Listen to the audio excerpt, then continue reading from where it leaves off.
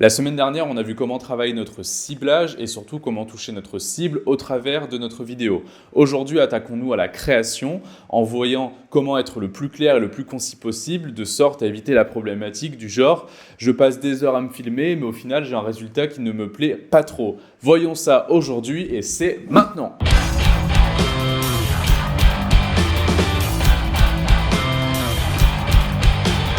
Bon, maintenant que vous savez enfin à qui vous adresser et que vous êtes lancé dans cette tâche laborieuse qui est le traquage de votre cible, on peut enfin se consacrer à la création de la vidéo. Si je vous parle de ça aujourd'hui, c'est parce que c'est bel et bien une problématique qui existe et qui m'est arrivée à moi et qui m'arrive encore aujourd'hui, mais surtout que le plus dur quand on écrit une vidéo, c'est de donner toutes les infos qu'on veut donner, de faire passer son message, sans passer par 30 façons différentes de le dire et donc de devenir ennuyant pour le spectateur. Donc la clé, c'est donner un maximum d'infos en un minimum de temps. Et comment faire ça? Eh bien en se préparant et en écrivant et en testant ce qu'on va dire avant de se filmer. Par exemple, une fois que tu as fini d'écrire tout ce que tu vas dire dans ta vidéo, tu le lis à haute voix et tu te mets en conditions réelles comme si tu avais déjà ton téléphone braqué sur toi en train de te filmer et tu lis tout à haute voix comme tu vas le dire dans ta vidéo et en fait tu vas te rendre compte en faisant ça que il y a certaines phrases que tu peux raccourcir ou certaines phrases que tu peux dire autrement ou alors certaines phrases que tu peux compiler parce qu'au final tu dis la même chose dans les deux. Concrètement, mon conseil ça va être de mettre tout ça sous forme de petits paragraphes ou de petits bullet points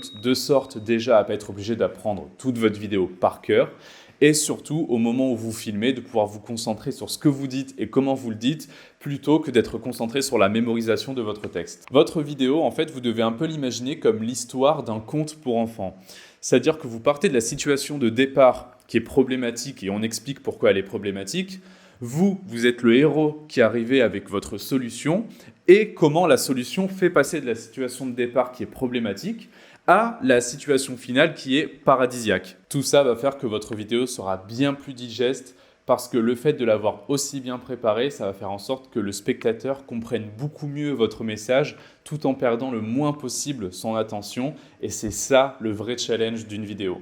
Et en parlant de perte d'attention, ça tombe bien que tu sois resté jusqu'à ce stade de la vidéo parce que j'ai justement un message spécialement pour toi et c'est maintenant. Si tu en as marre d'être un coach qui galère, que tu ne sais pas comment t'y prendre et que tu ne veux plus être seul face à cette tâche, mais surtout que tu ne veux plus te demander si tu auras assez de clients pour vivre dans 3 mois ou dans 1 an. En bref, que tu veux passer du coach qui galère au coach épanoui qui gagne plus en travaillant moins, je peux sûrement t'aider. Tu peux prendre rendez-vous gratuitement grâce au lien qui s'affiche, me poser une question par mail. Et moi je vous dis à bientôt.